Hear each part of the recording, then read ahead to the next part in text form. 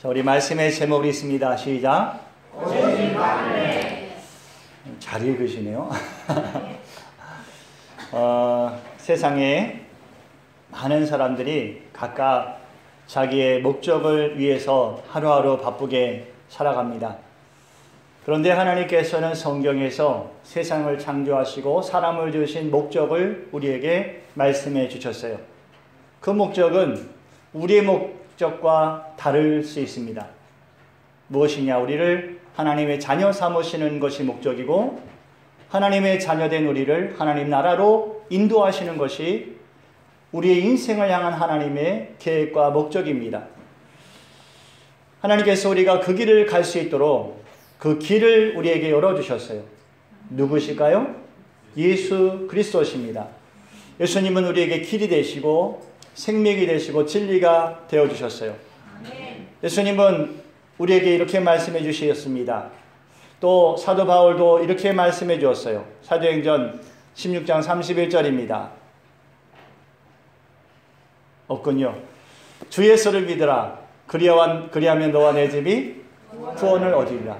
주 예수를 믿으면 구원을 받는다라고 예수님 우리에게, 또 제자들도, 또 사도 바울도 다 이렇게 우리에게 말씀해 주셨어요. 우리가 예수님 믿는다는 건요, 큰 은혜입니다. 오늘 공정자 원사님이 기도하셨지만 우리가 이 자리에서 하나님께 예배할 수 있다는 거 큰 축복이에요. 사람의 생각을 가지면 이 좋은 날, 지금 고속도로가 한참 정체 중일 겁니다. 이 좋은 날 놀러 다니고 여행 다니면 좋겠지요. 그러나 여러분, 우리가 이 자리에 있다는 것은 그 은혜를 받았다는 거예요. 하나님이 계획하신 그 목적 아래 있다는 것이에요. 그 계획하신 대로 살아가고 있다는 것입니다. 큰 축복이고 큰 은혜입니다. 그러나 여러분, 믿음이라는 건요, 지식에 관한 것이 아닙니다. 얼마나 많은 것을 아는 것인가, 그것에 관한 것이 믿음이 아니에요. 믿음은 우리의 삶에 관한 것이에요. 믿음은 우리가 예수님 믿고 우리가 어떻게 살아가야 하는가, 그것에 대한 답을 찾아가고 그 답을 따라가는 것이 우리의 믿음이에요. 이 자리에 앉아서 우리가 믿음을 다 이뤘다라고 생각하면 안 되는 것이에요. 이제는 말씀을 듣고 내가 내 삶을 어떻게 살아낼 것인가, 그 답을 찾는 것이 여러분의 믿음인 것입니다. 알고 있는 것이 생명이 아니라 그것을 취하여 먹고 그것이 나에게 영의 생명의 양식이 될 때에 그것이 정말 생명이 되는 것입니다. 우리가 오미자 열심히 농사 짓지 않았습니까? 제가 이렇게 농사 지시는 여러분들 다녀보니까 그 하나하나에 다 정성을 쏟아요. 한 송이 한 송이를 좋은 것을 제공하기 위해서. 근데 받는 사람들은 돈 주고 사니까 잘 모르죠. 그 정성과 수고를 잘 모르죠. 여러분들도 오미자 즐겨 드십니까? 잘 안 먹을 수가 있어요. 왜냐하면 내가 농사 짓고 내가 많이 다루다 보니까 자기 자신은 잘 안 먹을 수 있어요. 내가 아무리 오미자 농사를 잘 지어도 내 자신이 그걸 먹지 않으면 그 오미자 효능은 자기와 상관이 없는 거 아닙니까? 여러분, 그렇습니다. 우리가 아무리 많은 말씀을 듣고 명설교를 듣는다 해도 그것이 듣는 것에서 그쳐버리면 그 설교는 나와 아무 상관이 없는 것입니다. 아무 소용이 없는 것이에요. 믿음은 어디서 난다고요? 들음은 그리스도의 말씀에서 난다 하였어요. 그러나 예수님이 그 말씀하시면서요, 들으면 구원을 받는다라고 하지 않으셨어요. 예수님께서 사람들을 양의 무리와 염소의 무리로 나누시면서 염소의 무리들에게 말씀하셨어요. 내가 줄일 때에 너희가 먹을 것을 주지 않았다. 그들이 말했어요. 예수님 언제 줄이셨습니까? 예수님 뭐라고 하셨어요? 작은 소자의 하나에게 한 것이 곧 나에게 한 것이다. 무슨 뜻일까요? 이 염소의 무리에 있던 사람들은 주일날 예배드리러 가서 말씀을 들었지만 작은 소자 하나를 보면서 줄이고 헐벗고 못 마를 때에, 그들이 외롭고 힘들 때에 그 말씀을 기억하지 못했다는 것이에요. 자기들의 삶에 그 말씀을 살아내지 못했다는 것입니다. 예수님께서 마태복음 7장 21절 말씀에 이렇게 말씀하셨어요. 시작. 나더러 주여 주여 하는 자마다 다 천국에 들어갈 것이 아니요 다만 하늘에 계신 내 아버지의 뜻대로 행하는 자라야 들어가리라. 아버지의 뜻대로 해야 된다라고 말씀해 주셨어요. 예수님이 많은 말씀해 주셨지만 그 말씀대로 살아가야 된다는 말씀이지요. 요한복음 15장 7절 말씀에도요. 시작. 너희가 내 안에 거하고 내 말이 너희 안에 거하면 무엇이든지 원하는 대로 구하라. 그리하면 이루리라. 너희가 내 안에 거하고. 무슨 말씀이요? 예수님이 문을 열어주셨다는 거예요. 그리고 우리가 예수님께 들어갈 수 있어요. 그런데 우리의 마음 문을 열었냐 이거예요. 우리의 마음 문을 열어서 주의 말씀이 우리 안에 들어오면, 우리가 그 말씀대로 살아내면, 살아갈 수 있으면 무엇이든지 원하는 대로 구하라. 그리하면 이루리라 하신 말씀입니다. 중요한 것은 우리가 주의 말씀대로 살아갈 수 있어야 된다는 거죠. 주의 말씀이 우리의 삶에 자리 잡고, 또 우리가 우리의 소망을 그 말씀에 두고, 또 그 말씀에 순종하기를 힘쓰면서 살아갈 때, 그것이 주님이 보시는 믿음인 것입니다. 말씀을 따라 순종하는 사람은요, 어떻게 될까요? 변화됩니다. 삶의 모습이 변화돼요. 고린도후서 5장 17절 말씀입니다. 시작. 그런즉 누구든지 그리스도 안에 있으면 새로운 피조물이라. 이전 것은 지나갔으니 보라 새 것이 되었도다. 비록 우리의 몸은 죄로 인해서 죽을 수밖에 없어요. 하나님께서 아담에게 그거 먹으면 너희가 반드시 죽는다 하셨으니까 우리가 죄 가운데 죽을 수밖에 없습니다. 그러나 여러분, 그리스도 안에 있으면 영은 살아요. 우리의 영은 삽니다. 그래서 우리가 육을 따르는 자가 아니라 영을 따르는 자가 되고, 그래서 우리는 다시 태어날 수 있습니다. 새로운 피조물이 되는 것입니다. 또한 여러분, 그리스도 안에 있으면 그리스도를 살리신 그분이, 그 하나님께서 그리스도의 영이 안에 거하는 사람들을 다시 살리실 것입니다. 아멘. 그래서 우리의 몸과 우리의 영혼이 다 새롭게 거듭나는 것이. 아멘. 우리가 이 세상에 사는 동안요, 육신에 거하기 때문에 이 육신의 행실을 죽여야 돼요. 육신의 행실을 죽이는 노력이 필요합니다. 아멘. 예수님께서 믿음에 대해서 이렇게 말씀하시면서 밭의 비유를 말씀하셨지요. 아멘. 씨를 품어요. 말씀의 씨앗을 품습니다. 그리고 열매를 맺어가요. 그게 우리들이에요. 그런데 길가와 같은 믿음이 있어요. 뭐냐, 말씀을 듣지만, 기쁨으로 듣지만 금방 마귀 사탄이 틈타서 그 말씀의 은혜를 빼앗아가는 것이에요. 금방 예배드리고 집에 왔는데 툭탁툭탁 싸워요. 이게 뭐예요? 길가 같은. 은혜의 씨앗이 떨어졌는데 마귀가 와서 금방 쪼아먹고 가는 것이죠. 두 번째는 돌밭 있지 않습니까? 말씀을 기쁨으로 받아요. 집에 가서도 별일이 없어요. 그런데 환난이 있고 박해가 옵니다. 나는 문제가 없는데 밖에서부터 와요. 그래서 이 은혜를 까먹어요. 말씀대로 살아낼 능력을 잃어버려요. 또 세 번째, 가시밭이 있지 않습니까? 말씀을 듣고 은혜를 받고 기쁨으로 살아갑니다. 환난과 핍박도 이겨낼 수 있어요. 그런데 뭐가 문제냐? 자기 안에 있는 것이 문제예요. 세상의 염려와 근심, 그것을 내려놓지 못해요. 안 되면 어떡하지? 못하면 어떡하지? 내가 할 수 있을까? 재물의 유혹이 있어요. 야, 이거 없으면 나는 못 살아. 욕심이 끊이지 않아요, 우리 안에서. 그래서 말씀의 은혜를 듣지만, 그것이 진리이고 생명인 줄 알지만 그대로 살아내지 못해요. 그게 가시밭이. 옥토와 같은 사람이 있어요. 누가 옥토일까요? 여러분, 처음부터 옥토는 없습니다. 다 길가였고 돌밭이었고 가시밭이었어요. 마귀가 와서 시험을 걸면 금방금방 넘어졌고요. 세상의 핍박과 환난이 두려워서 믿음을 버렸고요. 재물의 욕심, 세상의 염려와 근심 때문에 믿음을 버렸어요. 그런데 그들이 다 마음을 기경하였어요. 갈아엎었어요. 그런 것들을 골라내었어요.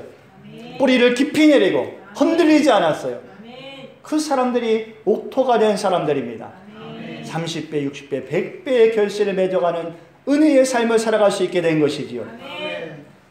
하나님의 자녀들은요, 말씀의 등불을 켜서 자기의 길을 비춰야 합니다.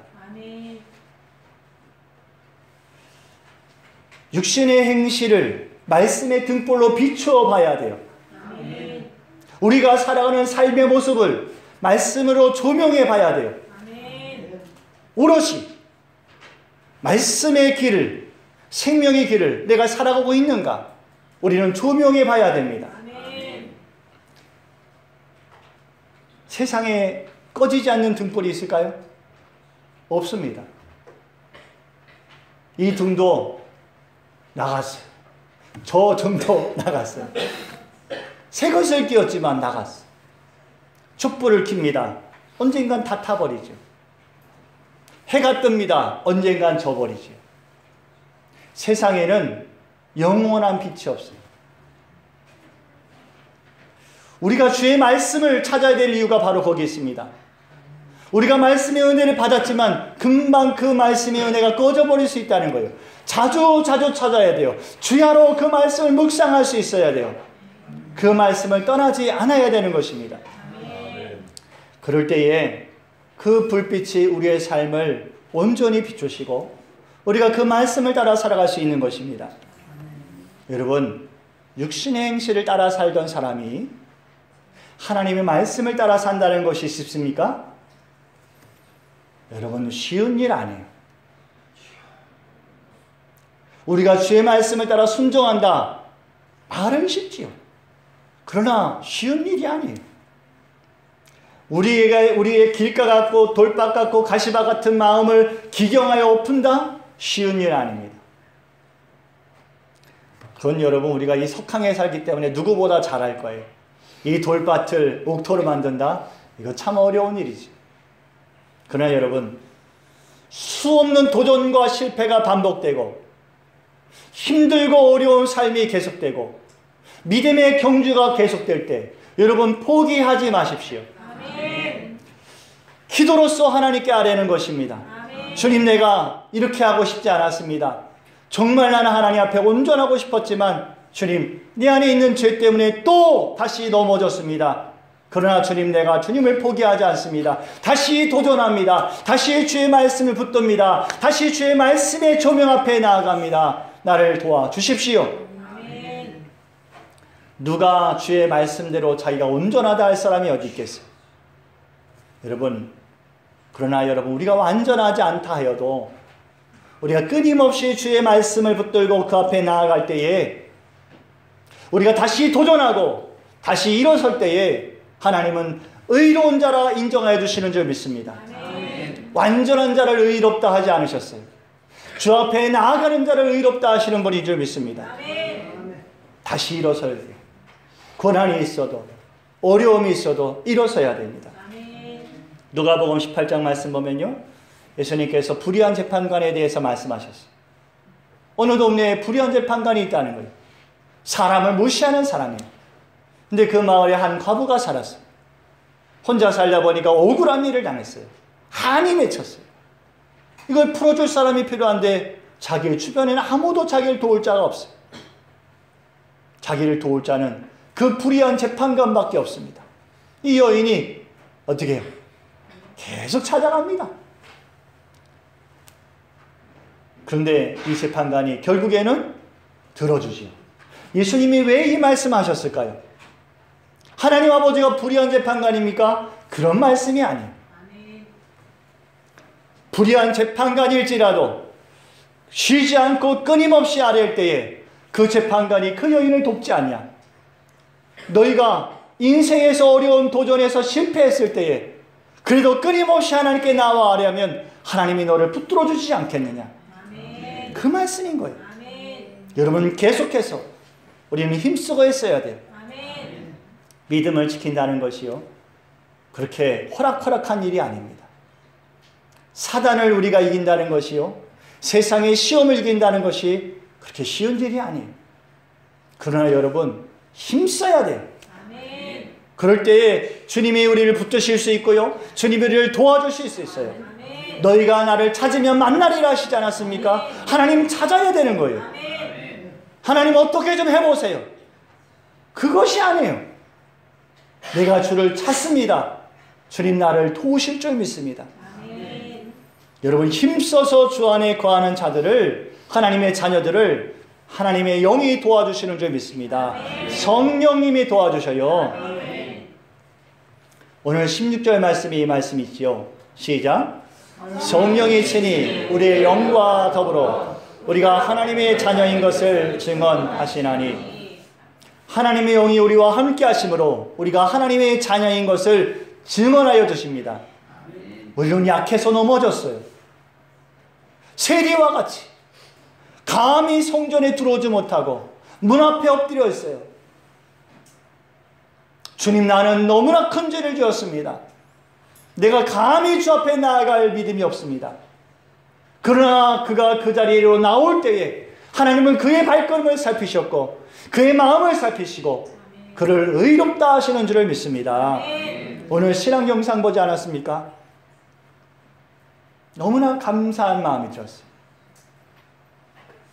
귀가 들리지 않아요.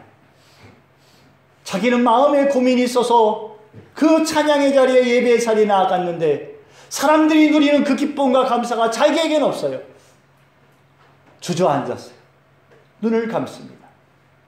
주의 음성이 금방 자기를 찾아와요. 자기는 넘어지고 자기는 실패한 것 같은 모습으로 앉아 있는데 주님이 찾아오셔요. 성령의 음성입니다. 내가 너를 다 안다. 무슨 말이 더 필요합니까? 주님이 우리를 아신다는데요. 우리의 연약함을 아신다는데요. 우리를 도와주신다는데요. 무슨 말이 필요합니까? 여러분, 주님 우리를 도와주셔요. 여러분, 이런 사람이 하나님의 자녀인 것이, 바리새인처럼 완전한 자가 하나님의 자녀라 할 수 없어요. 우리는 더 이상 죄의 종이 아닙니다. 영원하신 하나님의 사랑을 의지하여서 살아가고 변함없는 하나님의 말씀에 순종하여 살기 힘씁니다. 하나님의 자녀입니다. 그래서 언제든지 우리는 하나님을 아바, 아버지라, 아빠, 아버지라 부르는 줄 믿습니다. 어린아이가 태어나면요, 가르쳐주지 않아도 엄마, 아빠를 부를 줄 알아요. 엄마를 엄마라 할 줄 알고 아빠를 아빠라 할 줄 알아요. 그래서 엄마, 아빠라고 쓰는 것 같아요. 우리가 우리 안에 하나님의 영이 계시면 우리가 하나님을 아빠, 아버지라 부르는 것이 전혀 어렵지 않습니다. 아멘. 너무나 감사하고 기쁜 일 아닙니까? 아멘. 요한복음 1장 12절과 13절 말씀입니다. 시작.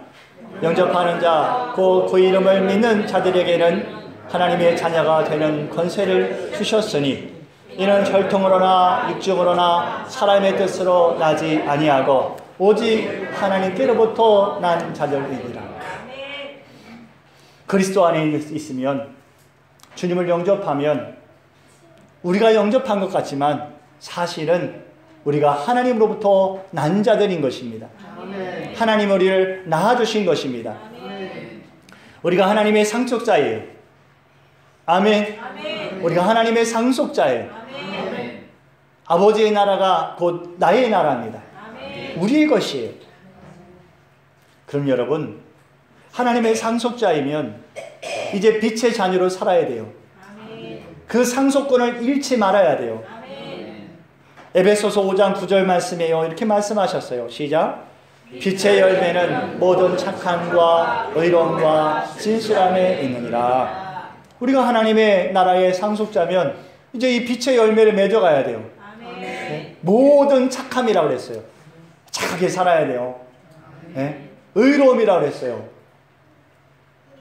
또 진실함에 있다고 그랬어요. 여러분 이게 쉬운 것 같습니까? 쉽지 않아요.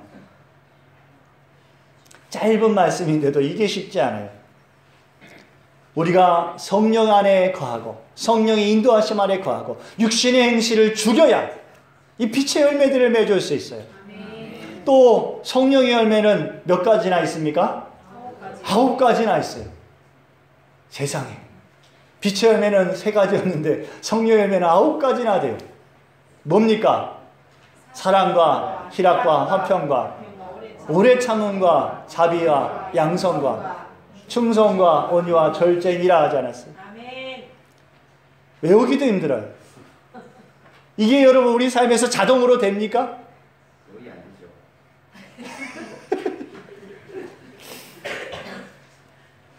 우리가 성령의 인도하심을 따라 산다 하지만 성령의 열매가 그렇게 쉽게 열리지 않아요. 예? 그러나 여러분 성령의 인도하심을 따라가면 우리 안에서 이 성령의 싹들이 나요. 이 성령의 싹이 꽃을 피워요. 그리고 열매들을 맺어갈 날이 있어요. 포기하지 말아야 돼요. 열심을 내야 합니다. 하나님의 상속자 아닙니까? 열심을 내야 합니다. 이 열매를 맺기까지 자기의 육신의 행실을 죽이고 더 힘써서 믿음의 경주를 해야 됩니다. 이것이 고난일지라도 우리는 이 고난을 감내할 수 있어야 됩니다. 말씀을 정리하고 마치겠습니다. 오늘 설교 제목이 뭐라고요?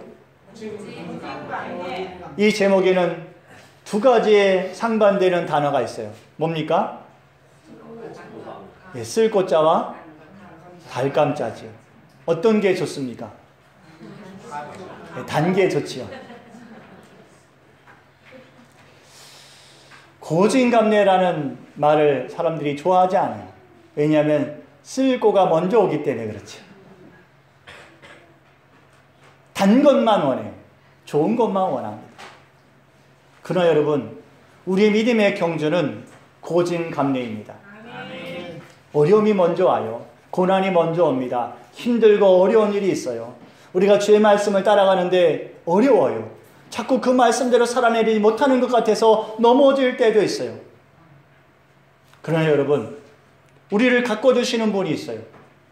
하나님이십니다. 예수님께서 믿음에 대해서 말씀하실 때에 포도원의 비유를 말씀하셨어요. 예수님은 생명의 참 포도나무라 하셨어요. 그리고 우리는 가지라 하셨어요. 그러면 가꿔주시는 분이 있어야 될 거 아닙니까? 하나님은 포도원 농부신이 하였어요. 하나님이 열심히 가꿔주셔요. 우리의 가지치기를 해주시고요. 잎사귀가 너무 많은 것 같으면 잎사귀도 따주시고요. 병충해가 들지 않도록 보살펴 주셔요. 여러분 그러면 우리는 무슨 일을 할까요? 우리는 예수님께 붙어 있어야 돼요. 우리의 힘들고 어려운 믿음의 경주는 바로 그것이에요. 예수님께 붙어 있는 것입니다. 비바람이 몰아쳐도 세상에 환난이 다가와도 예수님께 붙어 있어야 돼요. 뜨거운 동풍이 봅니다. 말라 죽을 것 같지요.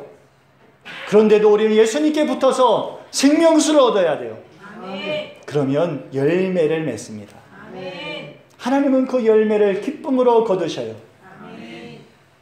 이것이 고진감래예요. 이 세상에 주님께 순종함으로 여러분 환난과 핍박을 이기십시오. 온갖 유혹과 욕심을 내어 버리십시오. 하나님께서 계획하신 그 계획이 여러분에게 이루실 것입니다. 우리가 그 계획 아래 믿음으로 승리하는 복된 삶을 살기를 주 믿습니다. 기도드리겠습니다.